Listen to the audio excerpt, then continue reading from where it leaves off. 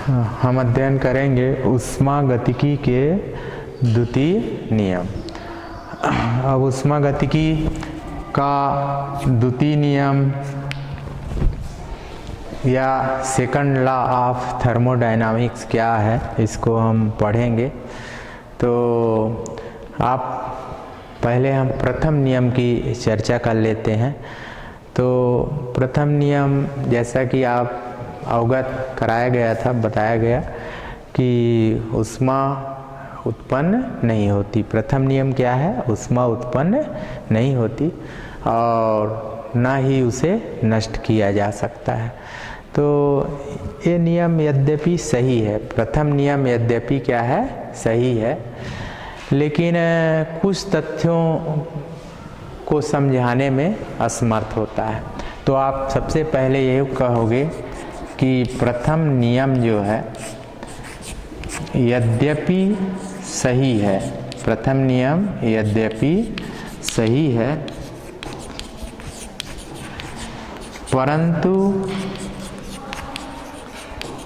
कुछ तथ्यों को समझाने में असमर्थ है।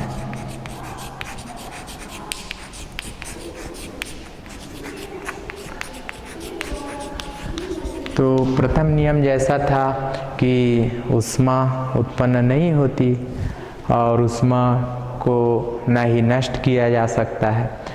तो ये प्रथम नियम यद्यपि सही है, परंतु कुछ तथ्यों को समझाने में असमर्थ होता है। तो आप फिर नीचे कहोगे कि ऊष्मागतिकी जो है, ऊष्मागतिकी के प्रथम नियम से यह हम नहीं कह सकते, नियम से यह नहीं समझाया जा सकता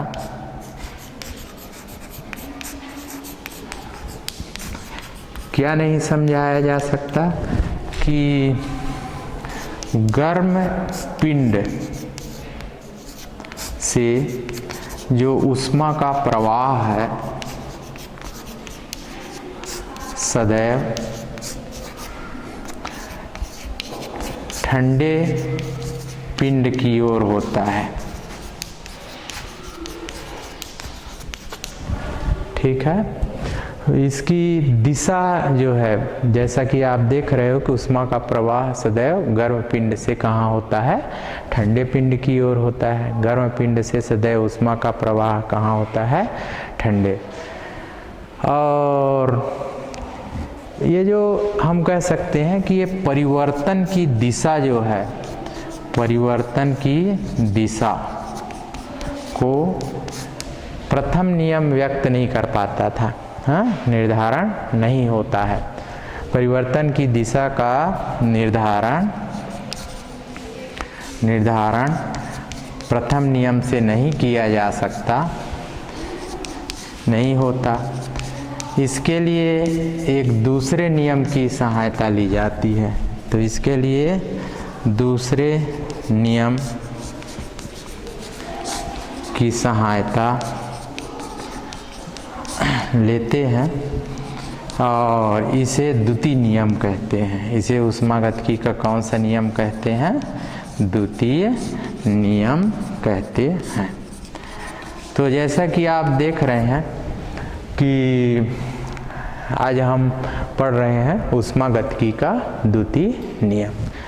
तो ऊष्मागतिकी का प्रथम नियम जैसा पहले पढ़ा गया था कि ऊष्मा को उत्पन्न नहीं किया जा सकता है और ना ही नष्ट किया जा सकता है। अब प्रथम नियम आज हमने बताया कि यद्यपि सही है। प्रथम नियम यद्यपि क्या है? सही है, परंतु कुछ तथ्यों को समझाने में प्रथम नियम क्या है? असमर्थ है। प्रथम नियम कुछ तथ्यों को समझाने में क्या है? असमर्थ है। जैसे ऊष्मागतिकी के प्रथम नियम से यह नहीं समझाया जा सकता कि गर्म पिंड से ऊष्मा का प्रवाह सदैव ठंडे पिंड की ओर ही क्यों होता है। ये प्रथम नियम व्याख्या नहीं कर सकता। अर्थात परिवर्तन की दिशा का निर्धारण प्रथम नियम से नहीं होता है। परिवर्तन की दिशा का निर्धारण जो है कौन से नियम से नहीं किया जा सकता, प्रथम नियम से। तो इसके लिए एक नियम की सहायता लेते हैं और दूसरे नियम की सहायता लेते हैं और इसे ऊष्मागतिकी का क्या कहते हैं, द्वितीय नियम कहते हैं। अब द्वितीय नियम को हम अन्य कैसा कैसा व्यक्त कर सकते हैं। द्वितीय नियम के बारे में हम पढ़ते हैं कि इस नियम को निम्न प्रकार से या अन्य कई प्रकार से व्यक्त करते हैं।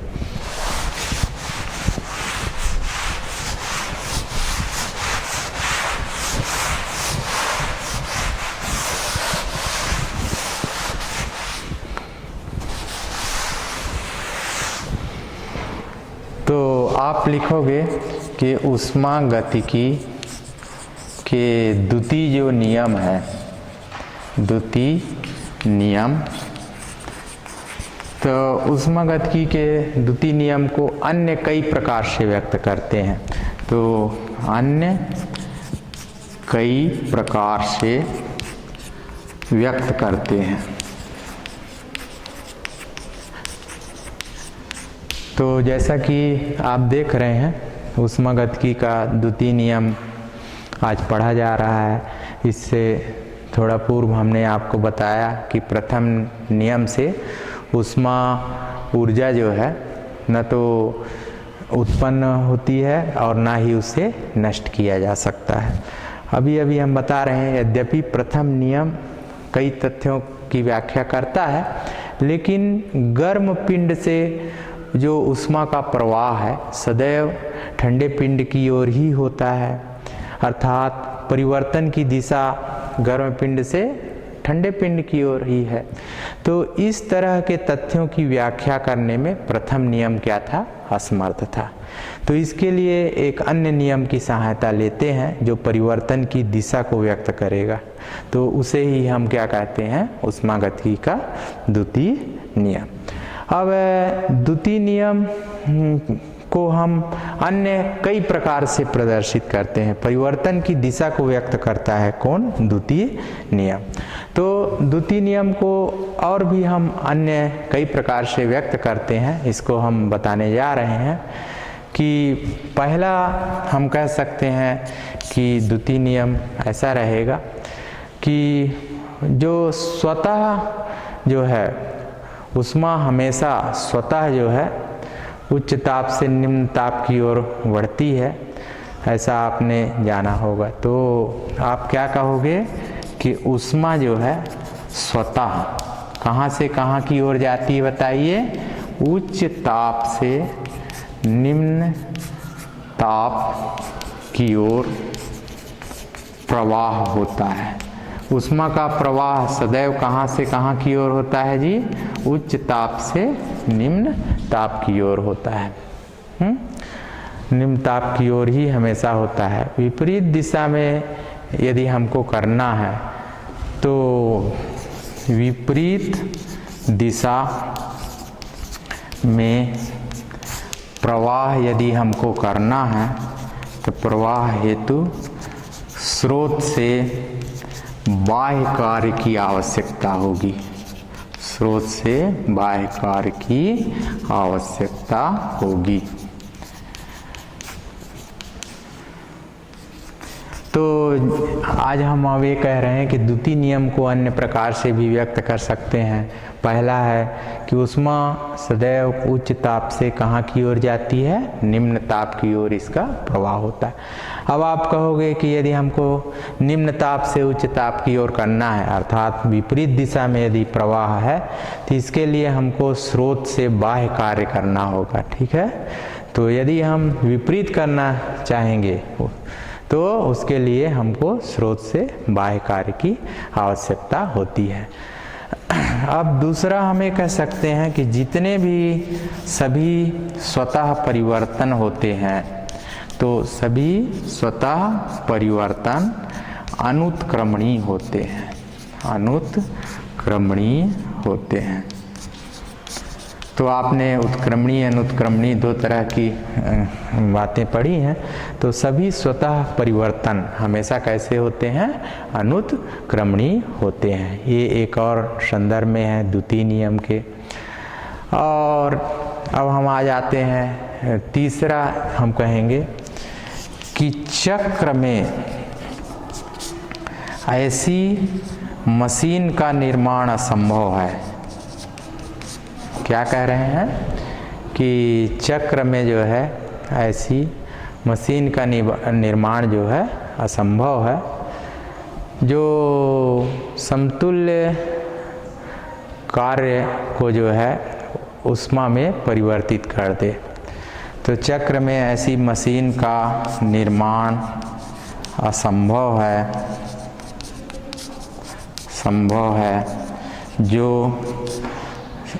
संपूर्ण ऊष्मा ऊर्जा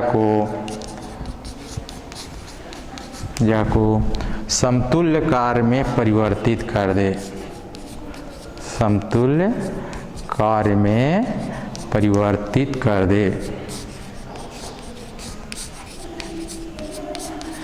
तो एक और आपने देखा द्वितीय नियम को हम इस प्रकार से भी कह सकते हैं, तीसरा तरीका, कि चक्र में ऐसी मशीन का निर्माण असंभव है जो संपूर्ण ऊष्मा ऊर्जा को जो है, पूरे ऊष्मा ऊर्जा को, संपूर्ण ऊष्मा को किसमें प्रदर्शित कर दे? समतुल्य कार्य में परिवर्तित कर दे।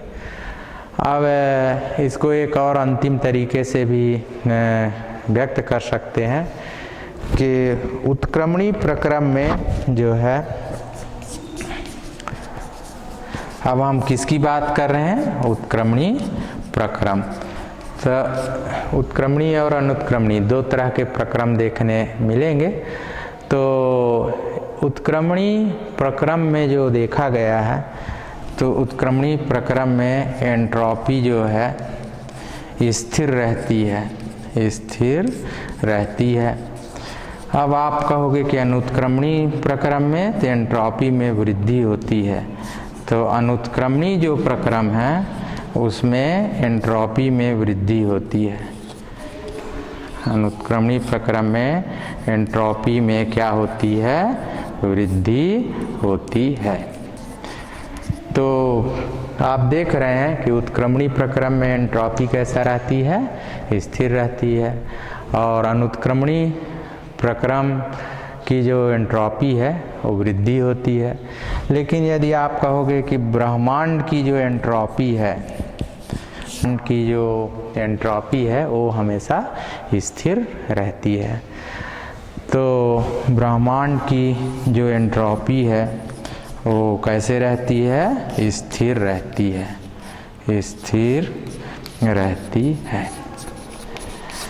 तो अभी द्वितीय नियम पढ़ा जा रहा है। द्वितीय नियम को आपने प्रारंभ से देखा कि प्रथम नियम कई चीज़ों की व्याख्या करता था, लेकिन जब परिवर्तन के दिशा की बात होती है तो प्रथम नियम व्याख्या नहीं करता। तो इसके लिए एक अन्य नियम, परिवर्तन की दिशा को जानने के लिए अन्य नियम की आवश्यकता होती है, उसे क्या कहते हैं? द्वितीय नियम। तो द्वितीय नियम अन्य कई प्रकार से व्यक्त होता है। जैसे ऊष्मा का प्रवाह सदैव उच्च ताप से कहाँ होता है? निम्न। और विपरीत दिशा में यदि आप कहोगे तो उसके लिए सोच से बाह्य कार्य की आवश्यकता होगी। और सभी स्वतः परिवर्तन हमेशा कैसे होते हैं? अनुत्क्रमणीय होते हैं। चक्र में ऐसी मशीन का निर्माण क्या है? असंभव है, जो संपूर्ण ऊष्मा ऊर्जा को समतुल्य या बराबर कार्य में परिवर्तित कर दे, समतुल्य कार्य में परिवर्तित कर दे। समतुल्य का मतलब क्या हुआ? बराबर। जिसमें जितनी ऊष्मा है उतने ही कार्य हो, ऐसा मशीन का निर्माण क्या है? असंभव है। उत्क्रमणी प्रक्रम में एंट्रोपी क्या होती है? स्थिर रहती है। अनुत्क्रमणी प्रक्रम में एंट्रोपी में क्या होती है? वृद्धि होती है। उत्क्रमणी प्रक्रम की एंट्रोपी कैसे रहती है? स्थिर रहती है। और अनुत्क्रमणी प्रक्रम की एंट्रोपी में क्या होती है? वृद्धि होती है। अब ब्रह्मांड की एंट्रोपी यदि हम कहें तो उसका मान क्या होता है? स्थिर होता है। ब्रह्मांड की जो एंट्रोपी है उसका मान क्या होता है? स्थिर होता है। तो ये द्युति नियम पढ़ा गया।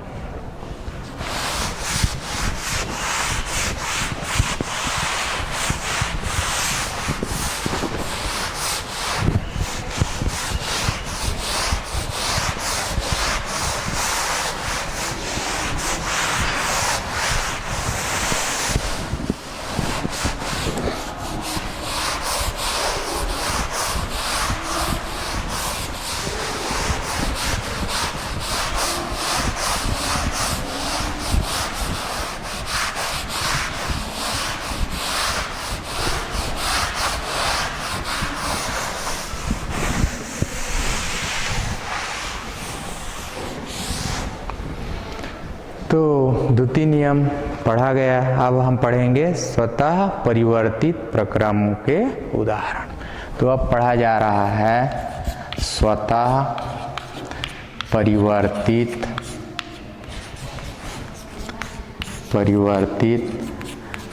प्रक्रमों के उदाहरण।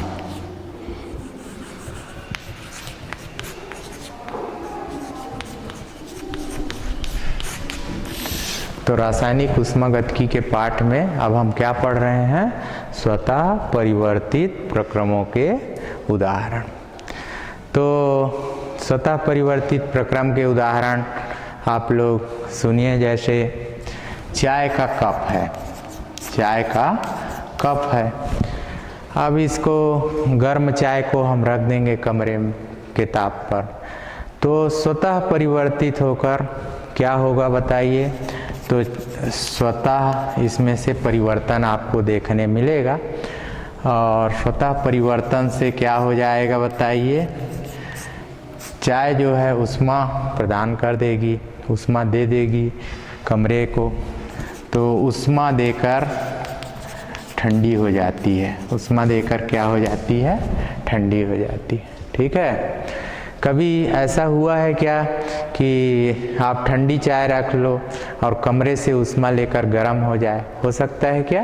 नहीं, लेकिन ठंडी जरूर हो जाएगी। यदि आप कप में चाय में को कप में रख दो गर्म चाय को, तो अपने आप होगा, थोड़े समय बाद अपने आप हो जाएगा ना कि स्वतः परिवर्तन होगा और ऊष्मा देगी, और ऊष्मा देकर वह क्या हो जाती है? ठंडी हो जाती है। ठीक है। इसी तरह से आप और एक उदाहरण देखिए। बर्फ को देख रहे हैं, क्या करना है जी? बर्फ को वायु में खुला छोड़ दो। बर्फ को आप निकालो और कहाँ खुला छोड़ रहे हो? वायु में क्या कर रहे हैं? खुला छोड़ देते हैं। खुला छोड़ देने पर अब आप बर्फ को ले रहे हो और वायु में क्या कर रहे हो? खुला छोड़ देते हो आइस को। तो परिपार्श्विक से ऊष्मा लेकर जल में ऐसा होगा ना जी कि अब ये किससे ऊष्मा लेगी? अपने चारों ओर। चारों ओर को हम क्या कहते हैं जी? परिपार्श्विक। तो परिपार्श्विक से ऊष्मा लेकर और किस में परिवर्तित हो जाएगी? जल में। किस में परिवर्तित हो जाएगी? जल में परिवर्तित हो जाती है। तो उदाहरण हम पढ़ रहे हैं। उदाहरण ऐसे प्रचलित उदाहरण बता रहे हैं जो आप आसपास देखते हो। आसपास देखते हैं, क्या देखते हैं कि चाय का कप है, उसको हम रख देते हैं गर्म चाय को, हाँ, तो अपने आप उसमें परिवर्तन होता है और ऊष्मा वो देगी और देकर क्या हो जाती है? ठंडी हो जाती है। उसी तरह बर्फ के बारे में कह रहे हैं कि बर्फ को ले लो आप, वायुमंडल में रख दो, हाँ, तो रखने पर आपको क्या देखने मिलेगा कि अपने चारों ओर मतलब परिपार्श्विक, हाँ, तो परिपार्श्विक से ऊष्मा लेकर किस में बदल जाती है? बर्फ जल में परिवर्तित हो जाती है। किंतु इसके विपरीत आपको देखने मिले, किंतु इसके विपरीत, तो इसके विपरीत यदि आप देखते हो तो आपको क्या होगा जी? आश्चर्य होगा। होगा कि नहीं बताइए? जैसा कि हम कह रहे थे ना कि चाय को रखते हैं तो क्या होती है? ठंडी हो जाती है। हम मान लो ऐसा होने लग जाए कि ठंडी चाय आप रख दो कमरे में, अपने आप गर्म हो जाए, तो ये आश्चर्य होगा? अब आप कहो कि सर जल को रख देते हैं, अपने आप पारिपार्श्विक से परिवर्तन हो और वो बर्फ बन जाए जल अपने आप ना। तो इस तरह विपरीत यदि हमको देखने मिलेगा तो हमको क्या होगा, आश्चर्य होगा। तो स्वतः परिवर्तित प्रक्रम जो है ठंडा होते हैं परंतु विपरीत नहीं होते हैं। यद्यपि प्रथम नियम जो था वो दोनों दिशाओं में, प्रथम नियम तो इसके पहले जो चला आ रहा था प्रथम नियम, तो प्रथम नियम से जो परिवर्तन होते हैं वो दोनों दिशाओं में कैसा था, दोनों दिशाओं में असंभव था। ठीक है। अब प्रथम नियम से जो है ये दोनों दिशाओं में हो सकता है, ऐसा जो है दोनों दिशाओं में यह जो है असंभव था। यद्यपि प्रथम नियम से जो है ऐसा होना चाहिए था लेकिन उस समय ये संभव नहीं था। अन्य उदाहरण पर भी हम विचार करेंगे। अब हम और कहेंगे अन्य उदाहरण। अन्य उदाहरण में से अब हम एक पहला उदाहरण की बात करते हैं। पहला उदाहरण में आप क्या लोगे, बीकर। पहला उदाहरण जिसकी हम बात कर रहे हैं अन्य उदाहरण में से, तो आप यहाँ से देखते आ रहे हैं कि द्वितीय नियम के संदर्भ में चाय का कप में किस तरह स्वतः परिवर्तन हुआ, बर्फ में किस तरह से स्वतः परिवर्तन हुआ, और इसके विपरीत एक ही दिशा में हो रहा है, इसके विपरीत नहीं हो रहा है, विपरीत दिशा में होगा तो आश्चर्य होगा। तो ये सब बात आपने देखी। प्रथम नियम से दोनों दिशा में संभव होना चाहिए था, दोनों दिशाओं में, यहाँ पर जो है दोनों दिशाओं में संभव होना चाहिए था, ऐसा कहना चाहिए हमें। तो प्रथम नियम तो ऐसा था कि ये विपरीत दिशा में भी होना चाहिए था, लेकिन ऐसा होता नहीं है, आप सब अवगत हैं। तो यही कारण रहा है कि द्वितीय नियम की बात आई, और द्वितीय नियम में अब एक अन्य उदाहरण को पढ़ रहे हैं। ठीक है, द्वितीय नियम में अब एक और उदाहरण को पढ़ रहे हैं। अब आपको क्या करना है, बीकर। बीकर में क्या ले लेना है आपको, जल। बीकर में जल लेना है। बीकर आप लोग अवगत होंगे रसायन में, प्रयोगशाला में। तो बीकर ले लिए, उसमें क्या लेना है, जल, और उसमें स्याही की एक बूंद डाल देना है। क्या करना है, स्याही की बूंद। बीकर के जल में आप क्या करोगे, स्याही की एक बूंद डाल दोगे, तो स्याही की बूंद क्या हो जाती है, फैल जाती है। बीकर के जल में क्या हो जाती है, फैल जाती है। अब फैल जाएगी तो विपरीत यदि आप करोगे कि इसको फैल जाएगी तो विलयन रंगीन हो जाता है। तो जैसे ही स्याही की बूंद फैल जाएगी तो विलयन कैसा हो जाएगा, रंगीन हो जाता है। एक उदाहरण देख रहे हैं स्वतः परिवर्तित प्रक्रम का। तो विपरीत जो है, इसके उल्टा यदि हम आप कहें कि विपरीत में यदि हम आप बात करें कि फैली हुई स्याही बूंद का रूप ले ले, अभी जो है ऐसा देखने मिला ना। और इसके विपरीत यदि हम बात करें तो विपरीत में क्या दिखेगा कि जो फैल गई है स्याही, और फैल गई स्याही वो पुनः बूंद बन जाए। जैसा कि बूंद हमने रख दिया था स्याही का तो पूरे बीकर में फैल गया था, तो इसका विपरीत जो है फैल गई हुई स्याही जो है बूंद बन जाए, ऐसा आप देख पाते हो क्या। तो ये एक और उदाहरण देखने मिला कि बीकर लिए, बीकर में क्या लिया गया, जल। जल में हम क्या किए, स्याही की एक बूंद को रख दिए। स्याही की बूंद पूरे बीकर में क्या हो गई, फैल गई, और विलयन पूरा बीकर का क्या हो गया, रंगीन हो गया। और यदि इसका विपरीत देखिए कि यदि जो स्याही फैल गई है, जो स्याही पूरे बीकर में फैल गई है, वो एक जगह होकर फिर से बूंद हो जाए, ऐसा ये इसका विपरीत घटना देखने होगी। तो कुल मिलाकर कि किस तरह से जो है एक ही दिशा में परिवर्तन हुआ ये आपने देखा। विपरीत दिशा में जैसा कि आपको कहा जा रहा है कि जो बीकर में फैल गई स्याही है वो वापस बूंद बन जाए, ये उसकी विपरीत दिशा होगी। तो ये एक और उदाहरण जो है एक और उदाहरण स्वतः परिवर्तित प्रक्रम का। तो स्वतः परिवर्तित प्रक्रम के कई उदाहरण पढ़े जा रहे हैं। अभी एक और उदाहरण बीकर और बीकर में जल को लेकर बताया गया।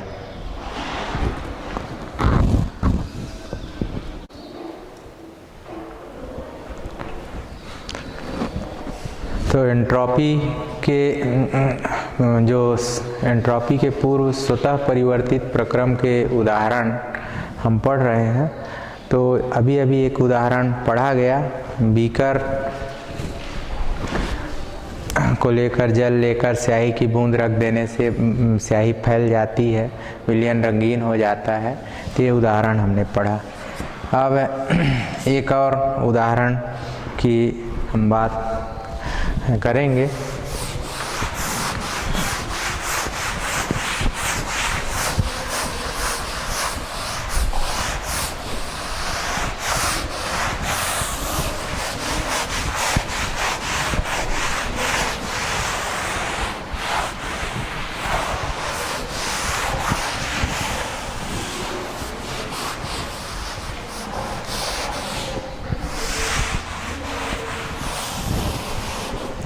तो पहला उदाहरण बीकर के जल को लेकर पढ़ा गया। दूसरा उदाहरण इस तरह आपको बताना है, ये गोलाकार रहेगा बल्ब, और यहाँ से आप ये देखोगे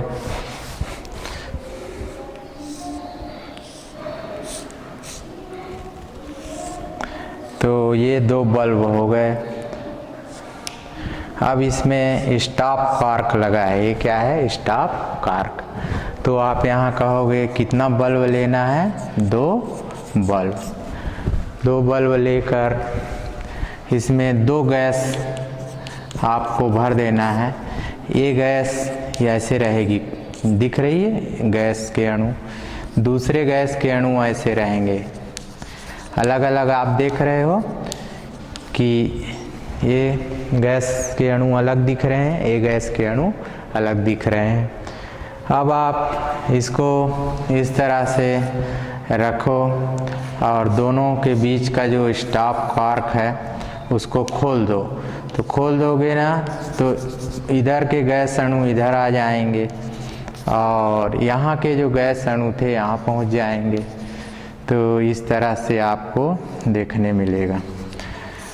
तो कुल मिलाकर आप ये देखोगे कि दो बल्ब हैं। कितने बल्ब हैं? दो, और दो गैस उपस्थित है, ए और बी कह सकते हैं, और दोनों गैस के मध्य क्या लगा है? Stop cork. मतलब ये उनको रोक रहा है एक जगह से दूसरे जगह जाने में। अब स्टार कार्क को आपने हटा दिया तो दोनों गैस के अणु स्वतः जो है एक दूसरे में चले गए। ठीक है, तो स्वतः जो है अपने आप जो है ये चले गए। अब इसके विपरीत यदि आप कहो कि विपरीत क्या हो सकता है कि जो गैस के अणु हैं, गैस के अणु वापस अपने बल्ब में चले जाएं, तो ये इसके विपरीत होगा। तो एक और उदाहरण आपने देखा, इसके पूर्व हमने देखा था कि बीकर की स्याही फैल गई।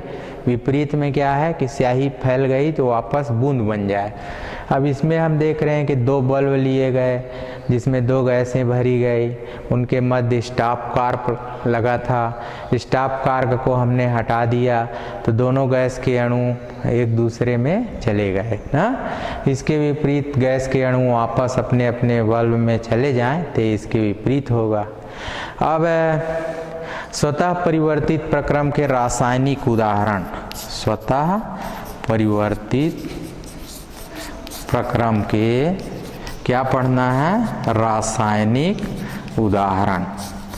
तो अभी तो हम उदाहरण पढ़ रहे थे, अब कुछ रासायनिक पदार्थों को लेकर भी जाने कि HCl और NaOH, इन दोनों को हम ले लेते हैं, NaCl बन जाए और जल बन जाए, तो जल या H2O बन जाता है।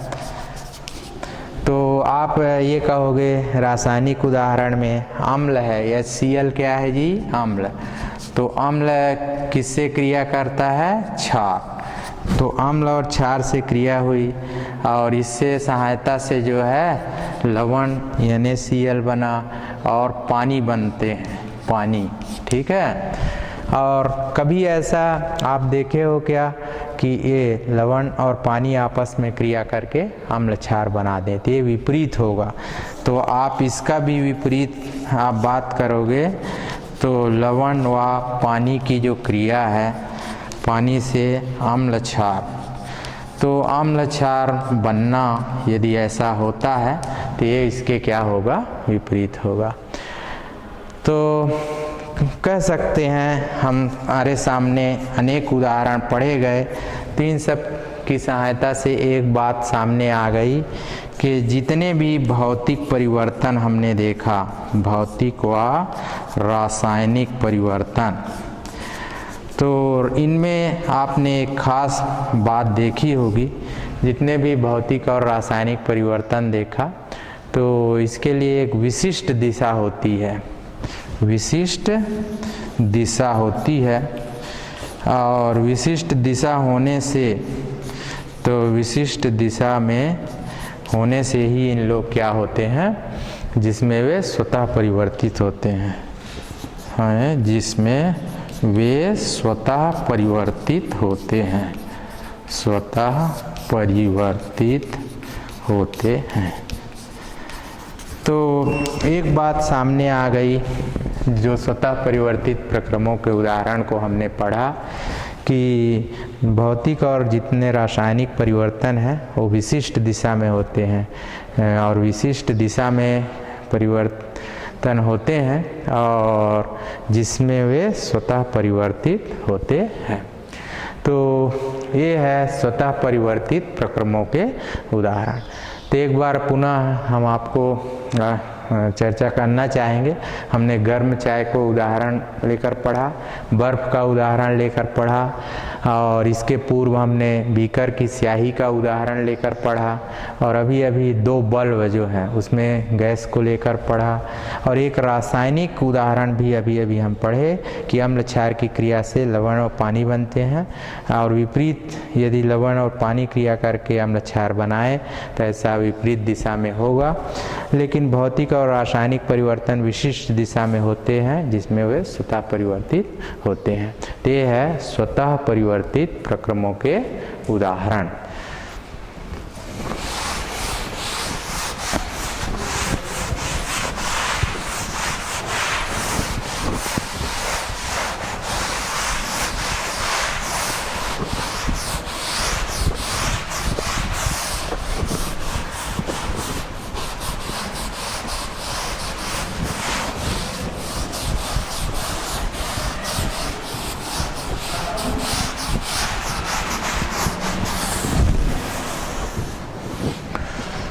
तो स्वतः परिवर्तित प्रक्रमों के उदाहरण के बाद अब हम पढ़ेंगे एंट्रोपी। अब क्या पढ़ा जाना है रासायनिक ऊष्मागतिकी के पाठ में, एंट्रोपी। तो रासायनिक ऊष्मागतिकी के पाठ में अब हम किसका अध्ययन करेंगे, एंट्रोपी का।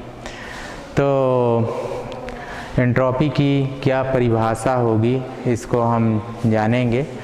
तो ऐसा कहोगे कि किसी तंत्र की अव्यवस्था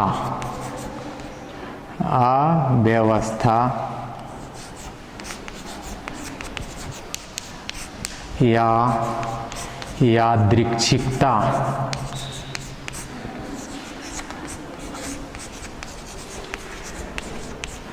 यादृच्छिकता की माप एंट्रोपी कहलाता है।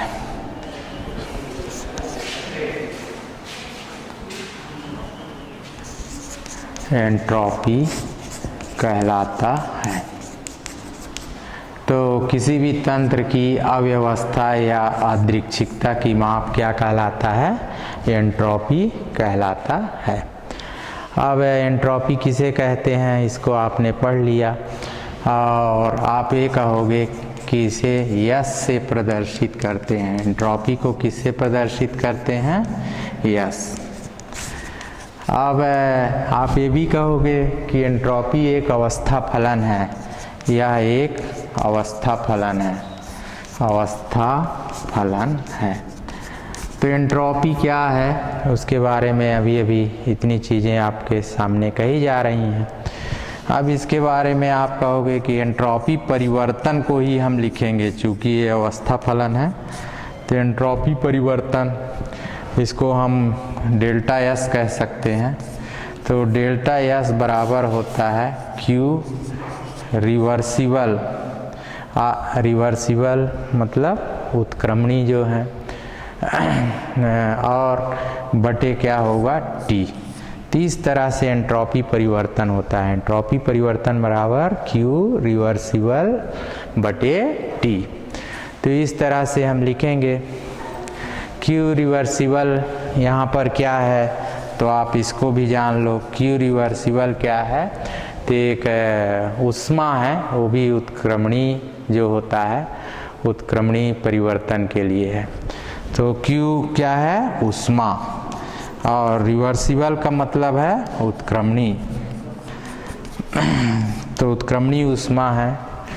और यदि क्यू को और हम जूल में व्यक्त करें, यदि आप कहोगे, इसको हम आगे लिख देते हैं कि यदि क्यू को हम किस में व्यक्त कर रहे हैं? ऊष्मा को जूल में।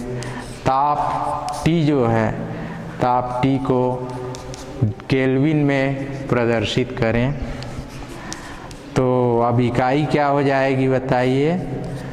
तो इकाई जो है एंट्रोपी की ऐसे आएगी कि इसको तो आप जूल कहोगे, तो जूल केल्विन ऋण 1 होगी।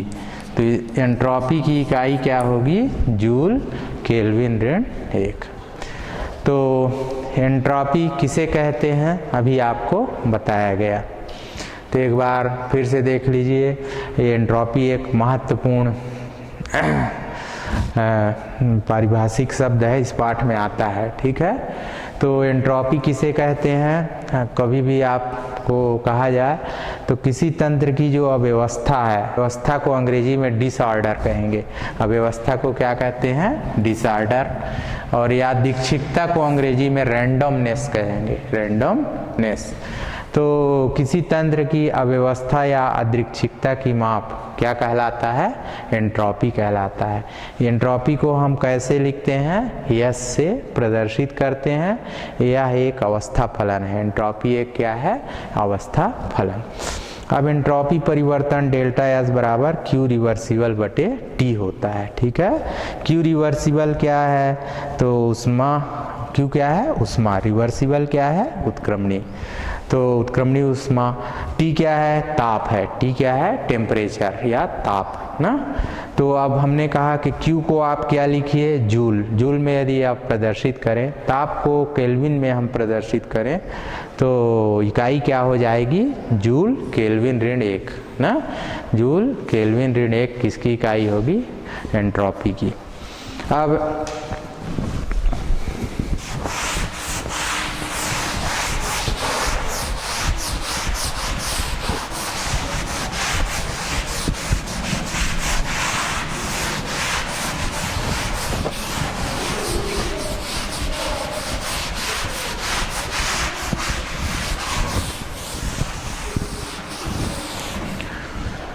एंट्रोपी किसे कहते हैं पढ़ा गया। अब पढ़ना है एंट्रोपी की भौतिक सार्थकता।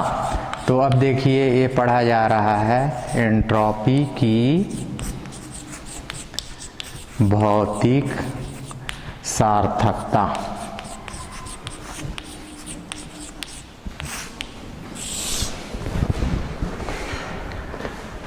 क्या पढ़ा जा रहा है? एंट्रोपी की भौतिक सार्थकता। तो आप इसको कहोगे कि चूँकि एंट्रोपी जो है, एंट्रोपी यादृच्छिकता या अव्यवस्था तथा यादृच्छिकता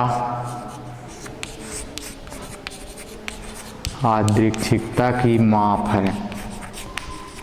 एंट्रोपी के बारे में अभी और हम कह रहे हैं कि एंट्रोपी किसी निकाय की अव्यवस्था, चूँकि एंट्रोपी जो है निकाय की अव्यवस्था, तो निकाय की अव्यवस्था तथा यादृच्छिकता की माप है।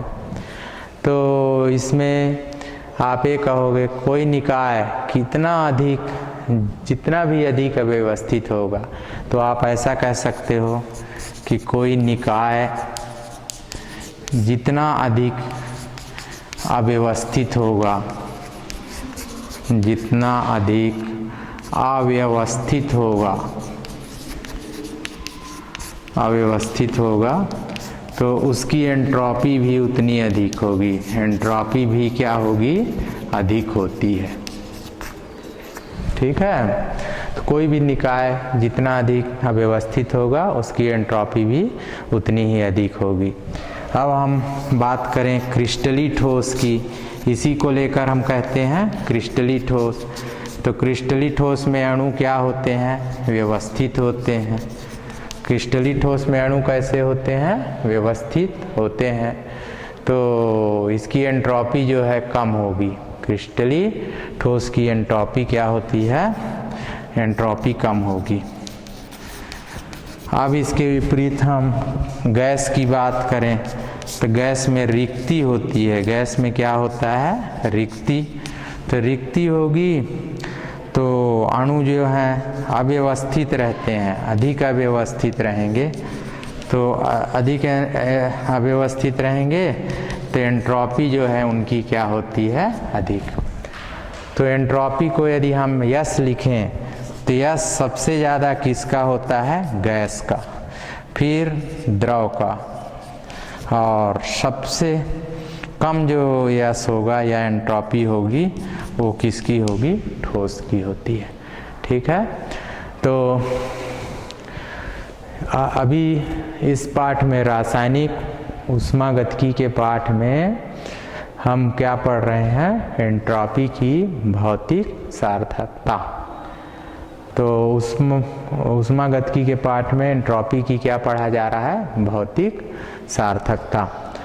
तो हमने कहा कि चूँकि एंट्रोपी जो है निकाय की अव्यवस्था या यादृच्छिकता की माप है। एंट्रोपी निकाय की अव्यवस्था और यादृच्छिकता की माप है। कोई निकाय जितना अधिक अव्यवस्थित होगा, कोई भी निकाय जितना अधिक अव्यवस्थित होगा एंट्रोपी भी अधिक होगी। तो हमने पाया कि क्रिस्टली ठोस के अणु व्यवस्थित होते हैं तो उनकी एंट्रोपी कम होगी, और गैस में रिक्ति रहेंगी, खाली स्थान रहते हैं ना, तो वहाँ पर अणु अधिक अव्यवस्थित रहेंगे तो उसकी एंट्रोपी अधिक होगी। तो सबसे अधिक एंट्रोपी किसकी होती है? गैस की। ऐसा लिखे हैं, मतलब ये सबसे अधिक एंट्रोपी किसकी है? गैस की है। और मध्य में द्रव की रहेगी, और सबसे कम एंट्रोपी जो आपको देखने मिलेगी वो किसकी मिलती है? ठोस की। तो इसको आपको ऐसे व्यक्त करना है इस तरह से। तो ये हो गया एंट्रोपी की भौतिक सार्थकता। तो एंट्रोपी किसे कहते हैं, एंट्रोपी क्या है, ये पढ़ा गया। और अभी अभी आपको बताया जा रहा है एंट्रोपी की भौतिक सार्थकता। एंट्रोपी पर जो आधारित एंट्रोपी का सूत्र हमने पढ़ा है ना, डेल्टा एस बराबर क्यू रिवर्सिबल बटे टी। तो एंट्रोपी पर आधारित कुछ आंकिक प्रश्न है। एंट्रोपी पर आधारित क्या है? आंकिक प्रश्न। तो उनका अध्ययन हम करेंगे। एंट्रोपी सूत्र पर आधारित या किसी पदार्थ की एंट्रोपी की गणना हम कैसे करेंगे, तो इसका अध्ययन हम अगले कालखंड में करेंगे। और यहाँ एंट्रोपी की भौतिक सार्थकता आप सबने पढ़ा। धन्यवाद।